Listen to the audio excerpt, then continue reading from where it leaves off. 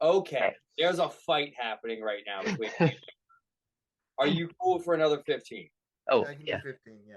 Okay, Okay. fine. Yeah. Hi, Andrew. Hi, Brandon. Let's All get right. in there. Go. All right. All right. Shoot. Okay. Gotta change. Yeah, it's a different week. It's a different week. We Different week. gotta, Different week. gotta change shirts. Everybody change shirts. It's a different week. The illusion must hold. The illusion Yeah. must hold. Okay. Do I? Okay. Hold on. Dude, All you're right. burning. You're burning daylight. You're burning daylight. Okay. All right, I, let's Okay. I just go. fin I We just got finished this. I just finished dinner. So All right. Cool. So, Andrew, you have things you want to ask. Go. oh no, I just felt like the conversation was going so well. I wanted to keep it going. So we were talking about directing your spouse in emotional places Yeah. for your Yeah. spouse to be. Have you ever worked across from her? Just out of curiosity. What's that? Have you ever performed across from her, or have you ever not?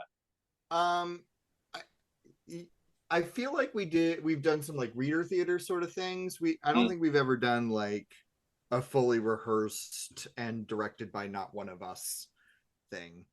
Yeah, you have. It was Hamlet. I was in that show too. I can't believe I All forgot right, we that. were not partnered then. That's true. That is true. That's true. So, She did look very good in that dress, though. I will say. what? Look, what was it like working with new material? Like, I know you have traditionally worked with Shakespeare, classic stuff like that, and I'm sure you have worked with some new material before, but this was stuff you could play with. And how was that different than working with classical theater or stuff that's much more locked into the work? Um, And did you feel comfortable with that? I did feel comfortable because, I mean, normally I would have had or frequently, not normally, but frequently in a space like that, I would have had the writer in the room. Mm-hmm. And while Andrew was in the room, you weren't there, Lisa wasn't there. Um, so, um, so while I did have Andrew to look to for kind of that like external validation, I had seen in some of the emails and stuff like that, Lisa being very much like, yeah, do whatever you want.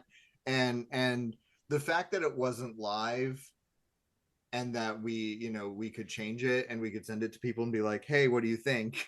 and there was space to like, okay, we'll do it as written and now we'll do it this other weird way, and now we'll like, hey, you know what, we actually need to say press instead of click, or Yeah. whatever. And it's just those moments that you find in the room. And I think like all the stuff we've been talking about, the ability to just be like, this is what needs to happen, right? This is just the thing that has to happen.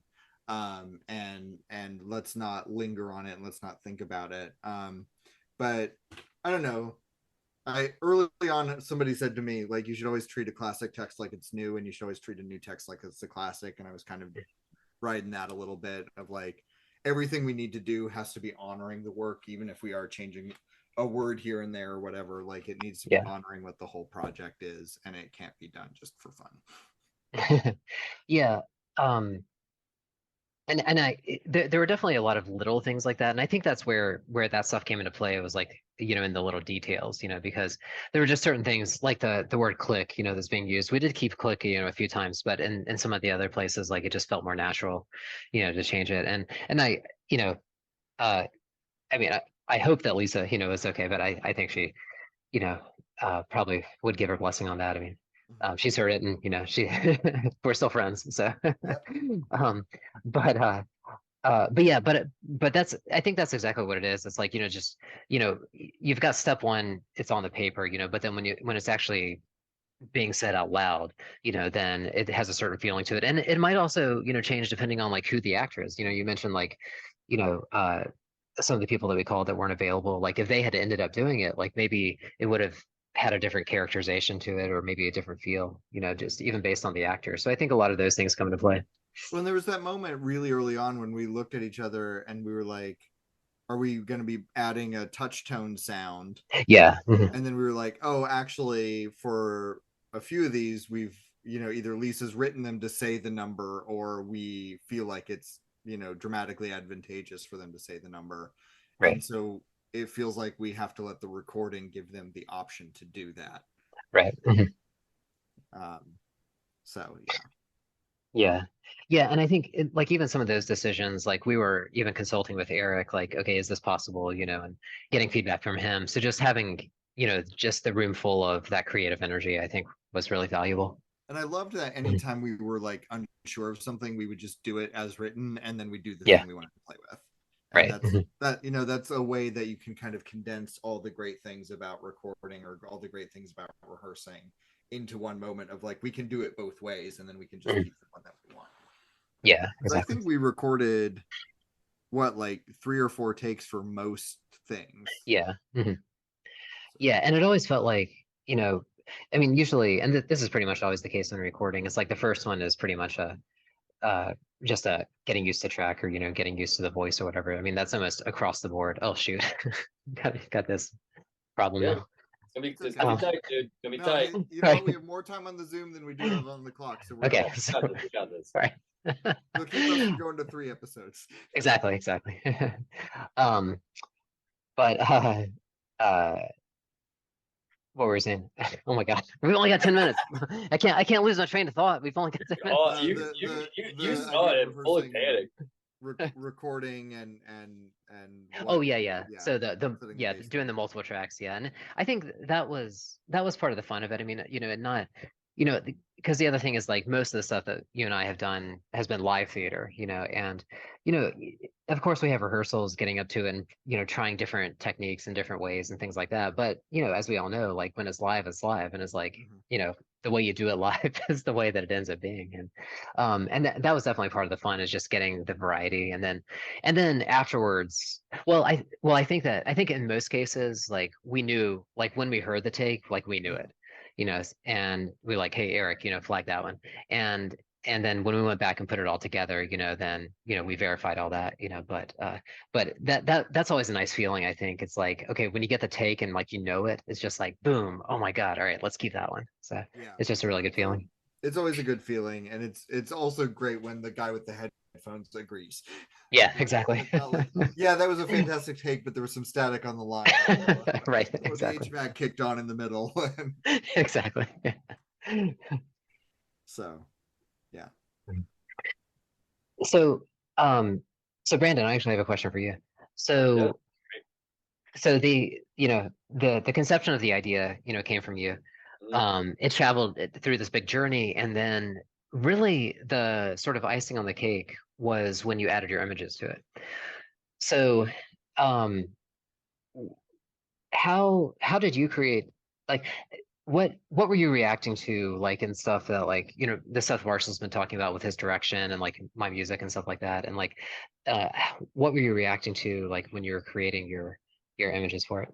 So you sent me. I had like some music. I had a little bit of Mhm. music before we started, and I was like, cool. And we talked about the idea of the piece beforehand. It was a thing we Mhm. workshopped, and then it went in a different direction, and I built it like the original plan we had.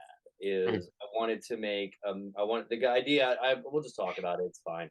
I wanted to make minotaurs in hold systems. That there are these like a phone tree is a maze, and a maze, if you put it, a maze needs a minotaur, or a phone tree is a labyrinth, and it can't be a labyrinth if it doesn't have a minotaur. So it needs a labyrinth.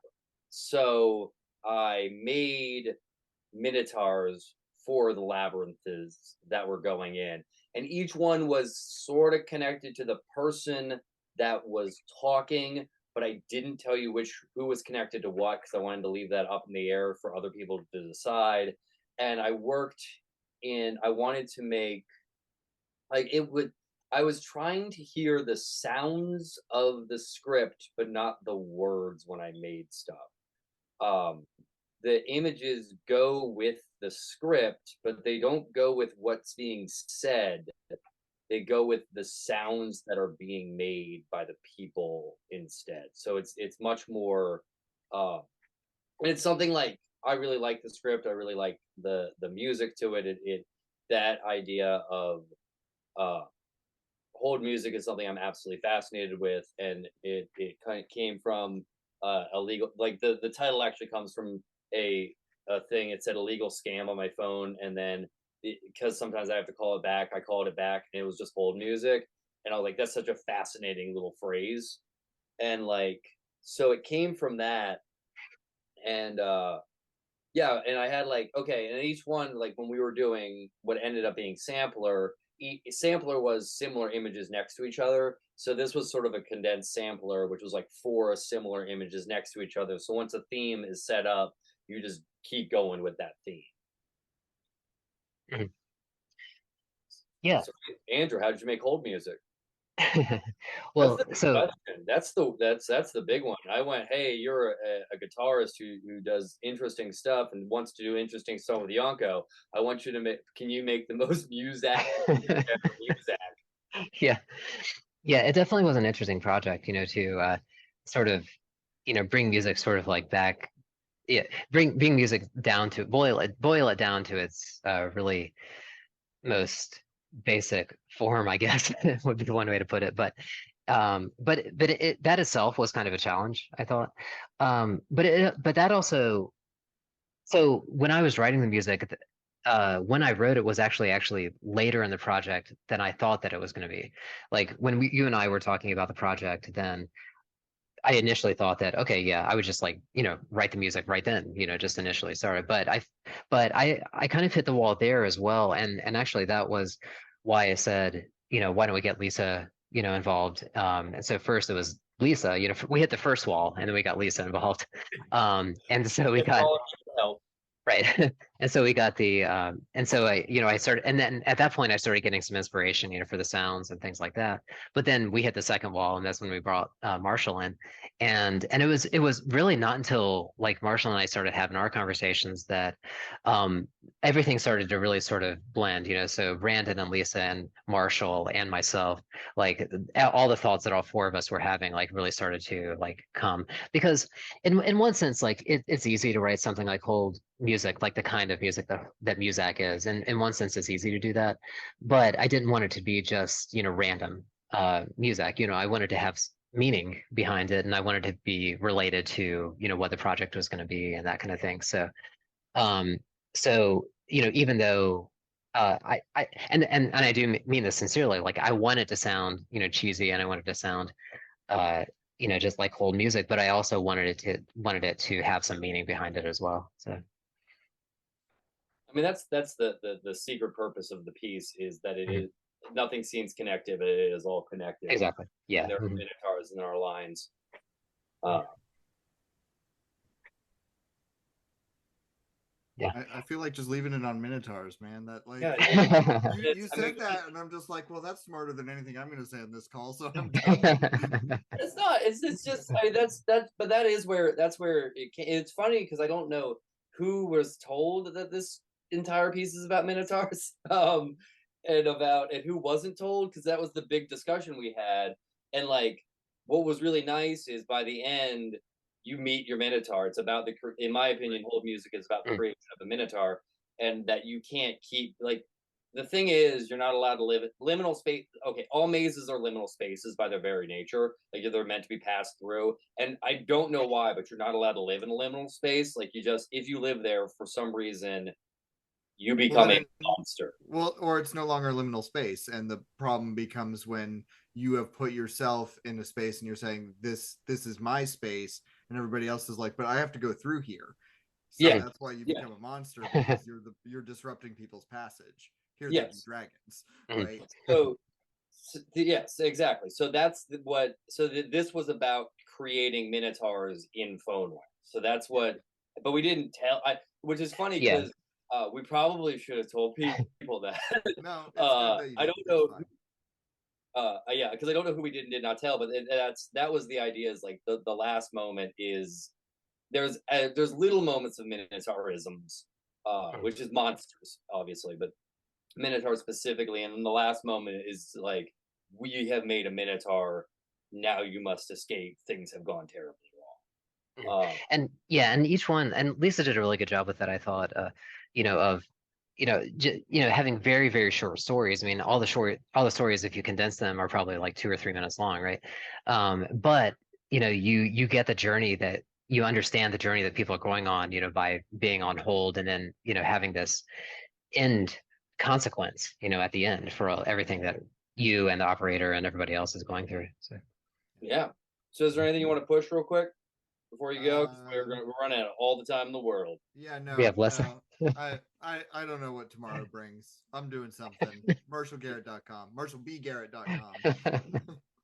Lovely. Well, thank you so much for joining us. I think, usually we say goodbye and but we stay on, but I think this time we're actually going to say goodbye and get kicked off. Yeah, we're So- gonna- That's oh, exactly and what's also, gonna we want to happen. thank you for coming on for 2 weeks in a row. Thank you so Exactly. much. Thank you so much for coming on. But this is a lot of fun. We'll talk. Of course, we'll talk soon, but it's always a great time working with you in any project that we do. So thank you so much for being part of this. Yeah, anytime. I love it. All right, bye guys. See All ya. right. Bye.